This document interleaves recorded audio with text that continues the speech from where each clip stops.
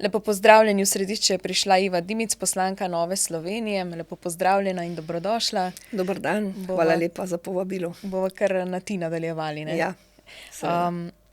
Začeli bova z zelo aktualno temo, na katero je najprej opozoril poslanec Aleksander Reberšek, in iz katerega je prišlo sporočilo Nove Slovenije, da šole nosijo breme spodletelega vključevanja tujcev, potem ko je po spletu zaokrožilo vabilo na roditeljski sestanek v albanščini. Izobraževanje je sicer tvoje delovno področje, si aktivna tudi v odboru za izobraževanje in že dalj časa opozarjaš na takšne težave v šolskem procesu in kaže se, kot da je to nek simptom dalj časa trajajočih težav, ki so privedle zdaj do te točke, za katero je javnost izvedela, v resnici se pa te težave že dalj časa pojavljajo nekje v tišini in so prepuščene šolam samim. Res je, lahko rečem, da v Novi Sloveniji ves čas ali pa že dalj časa opozarjamo, da se stvari v Sloveniji seveda tudi na področju vključevanja in priseljevanja tujcev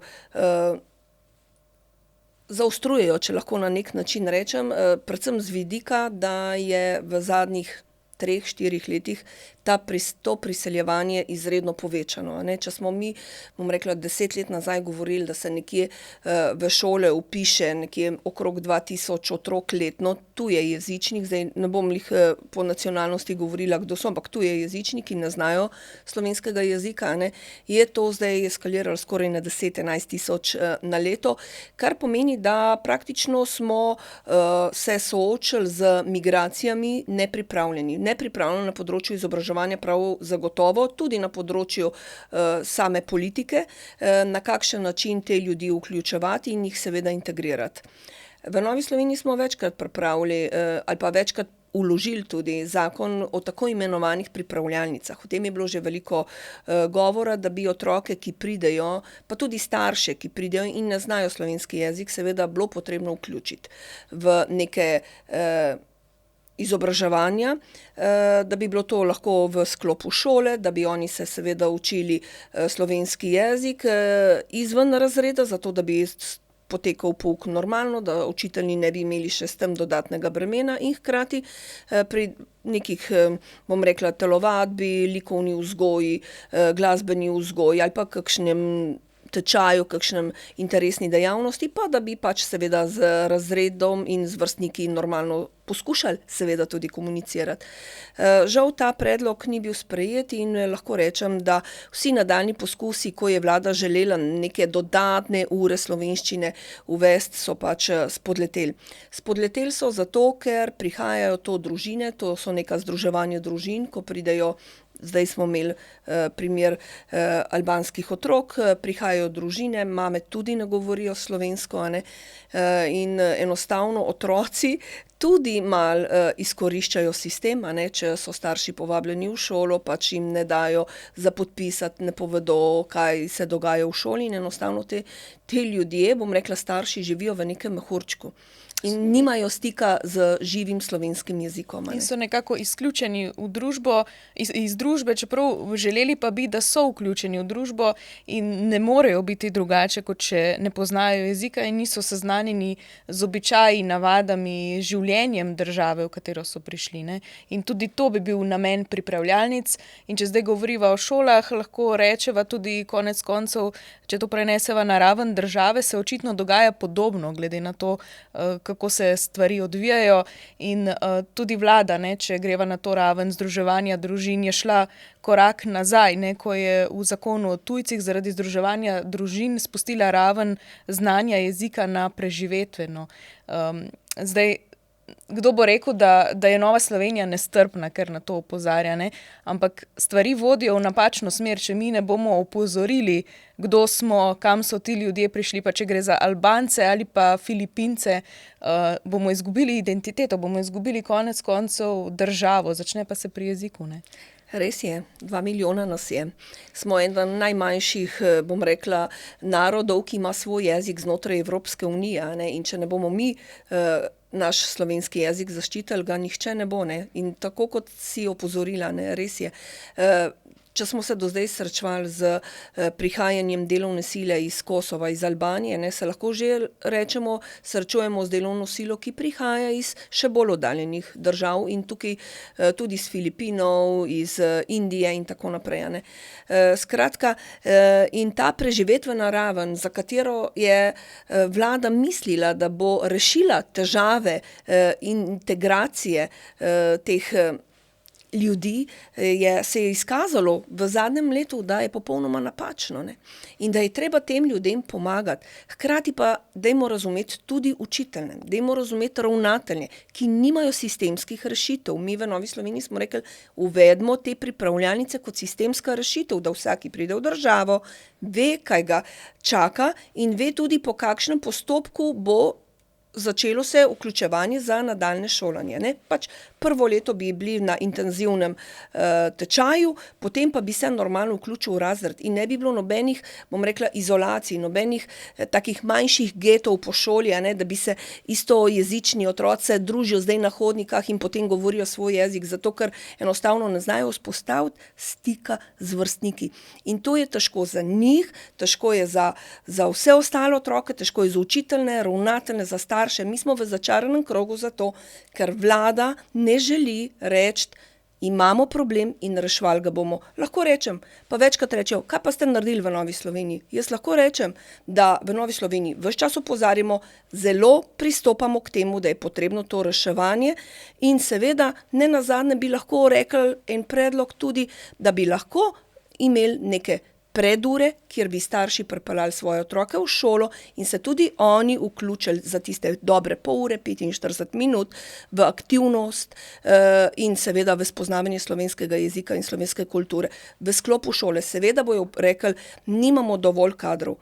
In tukaj se spet pozna, da vlada na področju kadrovske politike tudi v šolstvu ni praktično skoraj nič naredila. Imamo šole, ki imajo dovolj kadrov in imajo sistem urejen.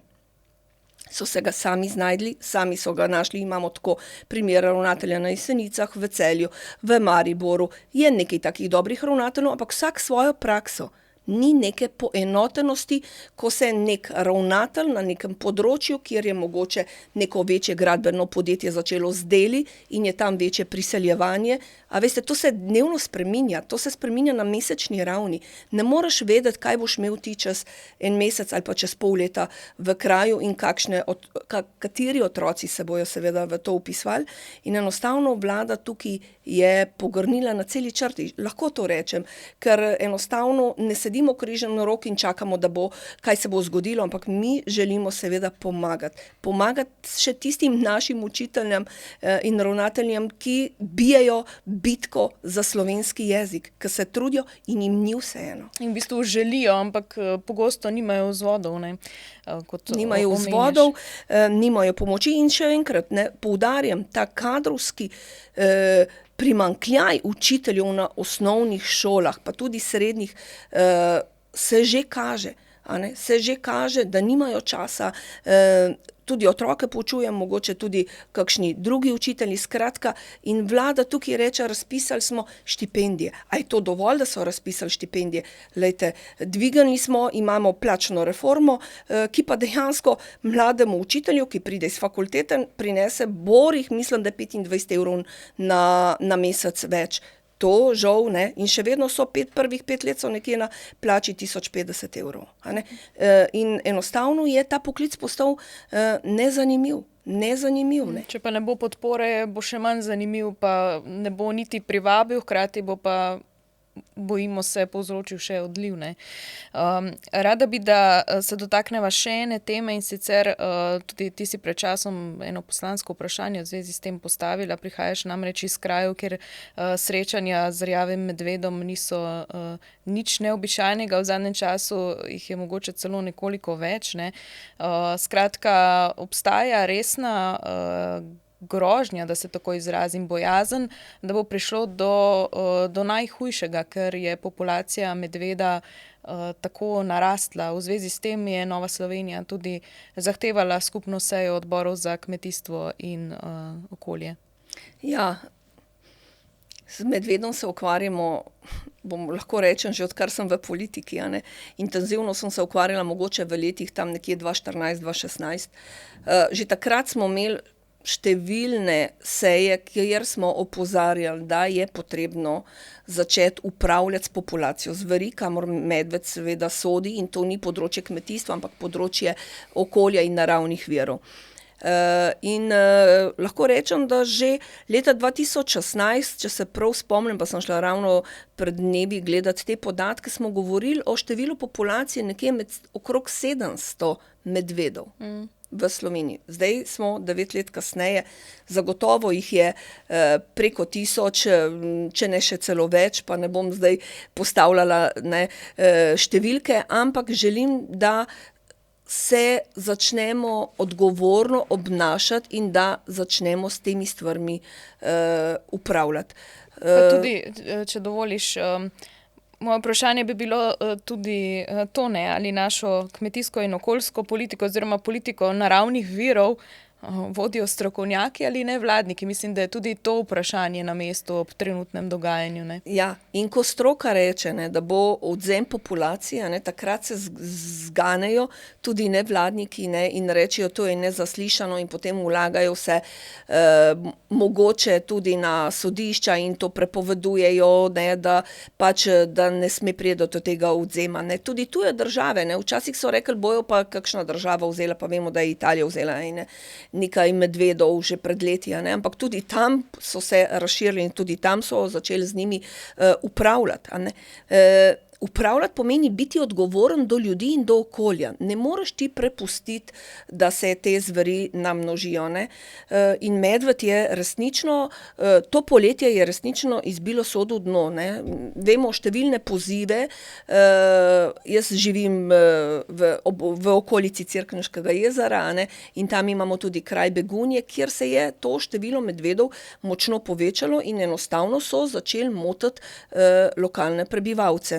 Kar pomeni, da dobiš zvečer klic in reče, poslušaj, Iva, nekaj naredite, tukaj je pred vrati, mimo okna je šel medved, jaz ne morem v spodnjem nadstropju spati polet pri odprtem oknu, po 10 uri na vasi ni nikogar več, ker se bojimo, ne upamo hoditi na obiske in se družiti s sosedi.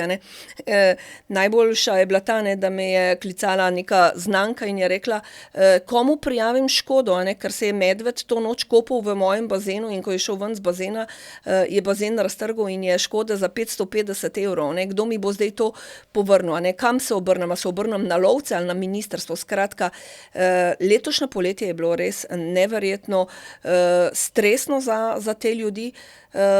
In verjamem, da tudi prihodnje, če se ne bo začelo tlele stvari premikati, ne bo nič kaj boljše. Medved pa praktično opozarjajo lovci, medvedka ima tudi že po 3 mladiče. To so te resnične stiske ljudi, ki jih mogoče potem neka politika pogosto ne vidi, kar je to očitno, da se zdaj govori v teoriji o tem, kako ne bi se smelo odvzemati medvedov, in tako potem imamo pa take zgodbe, ki kažejo na take čisto vsakdanje težave. Je pa zanimivo, zdaj se mi je še en preblisk pojavil, kako čuvamo medvede, na drugi strani pa bomo zdaj čez en mesec odločali o tem, da bi ljudem končevali življenje, oziroma pač, kako naj rečem, pomagali pri samomoru. Tako, no.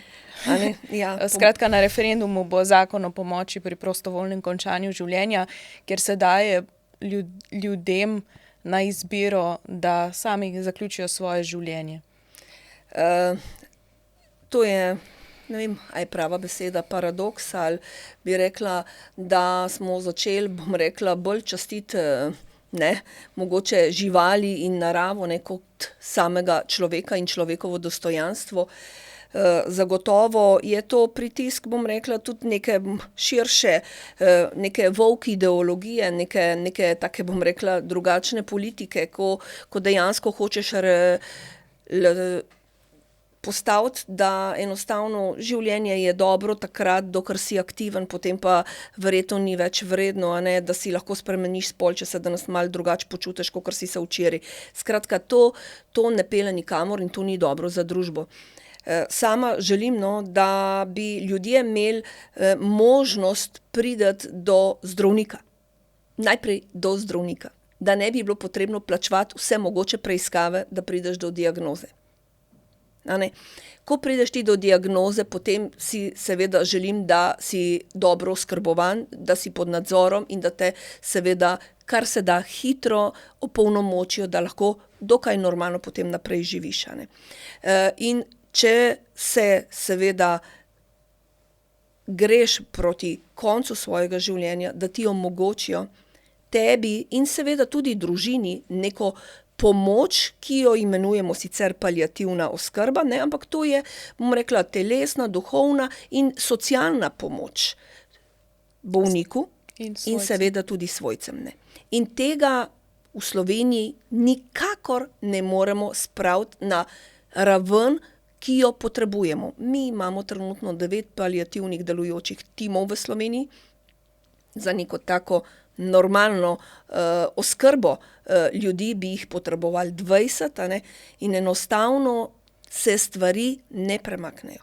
In kar je najbolj žalostno, ne, potem, ko so nesposobni, tukaj sem jezna in kritična do vlade,